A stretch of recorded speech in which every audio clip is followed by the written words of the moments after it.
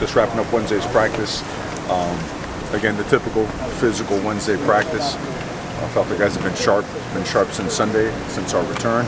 Really attacked a lot of the stuff on film that we felt we could get better at, and that's been the focus of our football team, improving on every aspect that we possibly can, so we can improve every single week, and we feel we could have a real strong football team. So that's been our focus.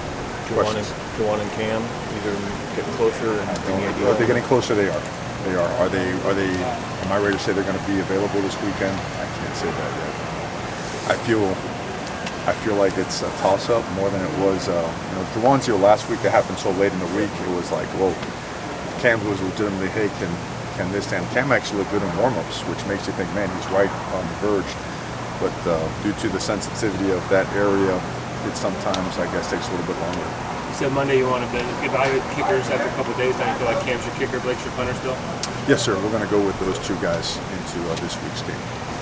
What's it been like for Dawood moving from a receiver his freshman year, going to DB, spring and fall camp, and then just kind of out of necessity moves over to receiver here? How has he handled that change? And what was that conversation with him like, saying, we've moved you once, now we're going to move you back to where you were first time you were here? The best part about it is that he jumped at the opportunity. He notices the reality that it's a big time need right now. And Dawood's approach over the past year and a half has really been impressive. As a human being, as a father, as a student, the guy has really attacked every area of the process, and they've shown up big in practice.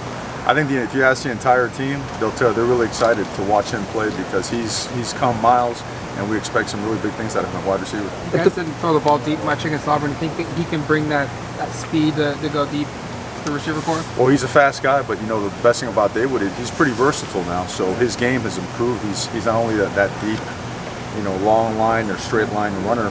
He's a very good route runner. He's in and out of his breaks really well. He's done well with the intermediate stuff, the quick games, the screens. I mean, he's become a very well-rounded football player. I think his time on defense has helped him have a better understanding of what we're doing on offense, because I was almost taken aback about how seamless his retransition was. Really good job by him. If that position stays thin, would you ever consider playing guys both ways? I don't think you can do that in college football on a consistent basis. I think you could have guys have a role, have a package, but to have guys play both ways the entire game, I think it's too taxing on the body and it's too much mentally.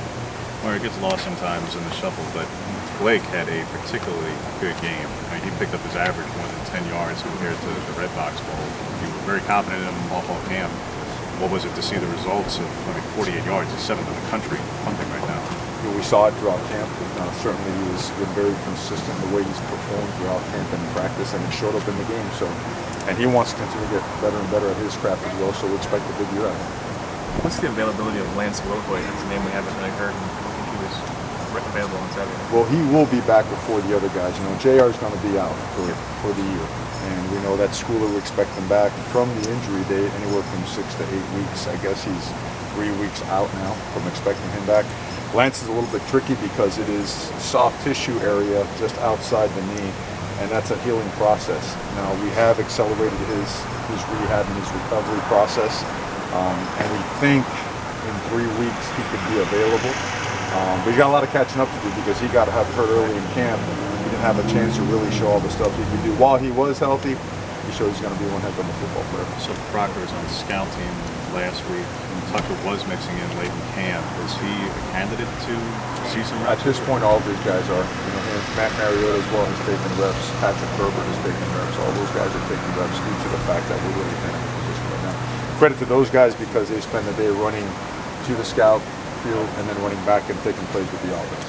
Good job. You mentioned you wanted to see a little bit more of DJ Johnson, that he might have been a little underutilized in week one. You had Kayvon in just kind of in some spot packages there for pass rush specifically in week one. Do you think that there's been some added tweaks this week where maybe you're able to see a little bit more of those guys, DJ specifically, to where you want them to feature? The most important tweaks are those guys continue to improve their game. I think they're doing that, and they got to keep coming. They got to be full speed players the entire time.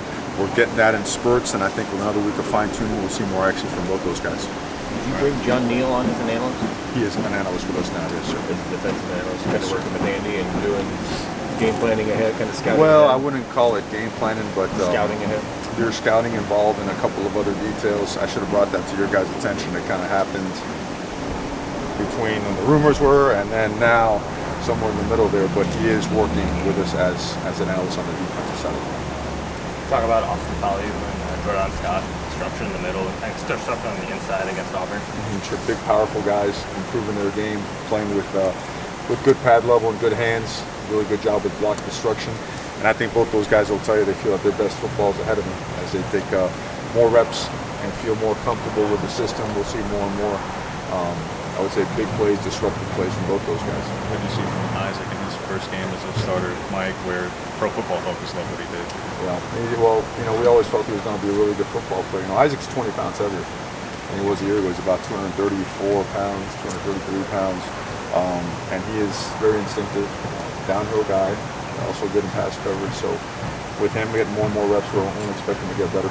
How much is it tax defense or just strategy, Mario, where you've got a freshman kicker just made a 56-yarder to win a game, where, now anything inside of 40, this kid could actually make it. It's a little bit different than, I know last week you had to think that way, but this week you actually have to think that way with what was a walk-on freshman. If you're playing to try to win a game, it's, you used to think, hey, if you could hold them outside 35, it's going to be hard to make a 50-plus yard field goal. And nowadays, you've got to change that dynamic. You've got to really know who you're playing. You got to hold guys sometimes outside the 42, 45. So it changes the way you play those field zones in 2-minute football. Everybody good? Good. Thank you.